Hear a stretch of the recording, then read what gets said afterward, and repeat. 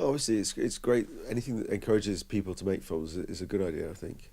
And also, when you get involved in making films, it kind of makes you more interested in watching films too. And I think, as technology has changed recently, it's become easier to have a go at making films. Most people got a camera at home, or know someone who's got a camera. Edit software is easily available on computers, but it's been hard to kind of find a place to show them. So I think places like Dailymotion can be kind of great places where you can watch films, but also show your own film, and hopefully kind of create a community of people who are interested in seeing each other's work.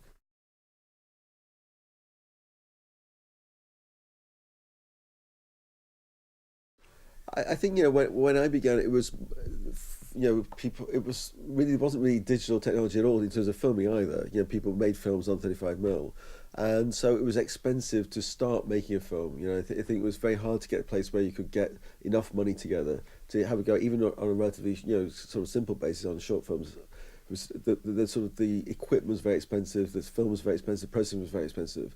I think so. One big change now is that often the films we do now are made on digital cameras, sometimes quite small digital cameras, but there's still been the problem about how to show them. There's a sort of bottleneck of distribution. There are very few good independent cinemas which are showing independent films. I think that the production process has changed a lot and become easier and more democratic in a way.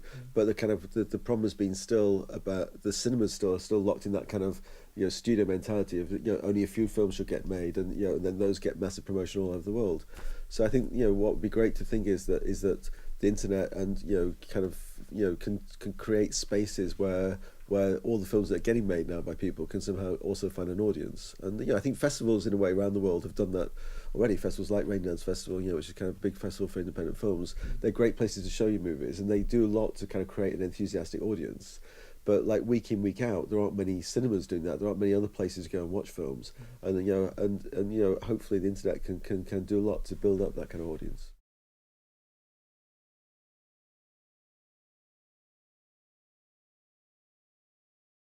Well, festivals are great places to go and watch films. It's nice about festivals. You have a really enthusiastic audience. People go there because they want to see movies, and as a filmmaker, they're a great place to show your film. It's like the place where you get you're the most pleasure showing your films in a way, because you have a kind of response. If as a filmmaker you go along with the film, you can talk to the people watching it. You get their kind of feedback.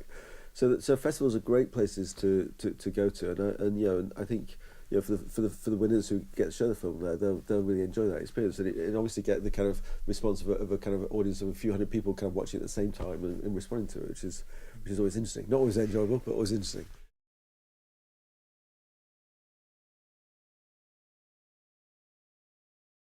Literally, the first time I had a film shown was a couple of documentaries I made on Ingmar Bergman at a film festival in Spain, in a festival called Valladolid Film Festival in Spain.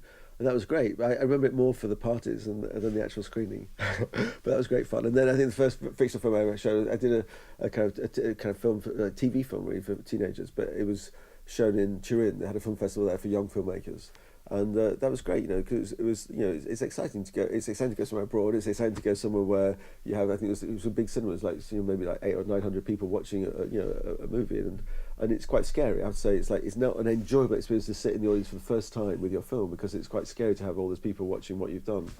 But certainly afterwards it's enjoyable. If not at the time you actually screen it.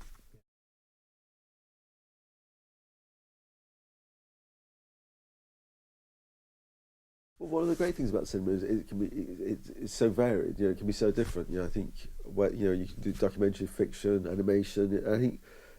I think it's there aren't any restrictions. I think that's what's nice about this. The only restriction is the time. 1 minute. How do you make a film that's interesting for 1 minute? I don't know personally. I've never made a 1 minute film. I should imagine it's almost impossible. So I think when you're watching the films, you've got to watch with an open mind, and it's just finding those films that stand out and catch your attention. That's going to be what you're looking for.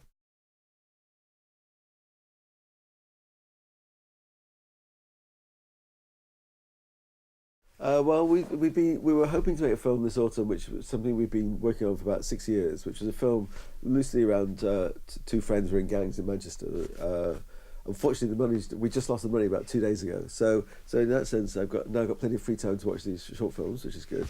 But we're kind of hoping to do something else instead. There's another film we've been working on, which is to do with when the British controlled Palestine, really, in the 1930s. So we might do that instead. But at the moment, I mean, it's like one of those things. It's like you have a kind of real. This is a film that we've had a real passion for. We've tried for a long time to be making it.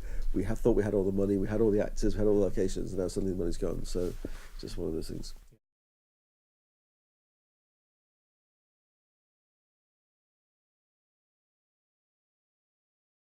Which film was he watching in 1950?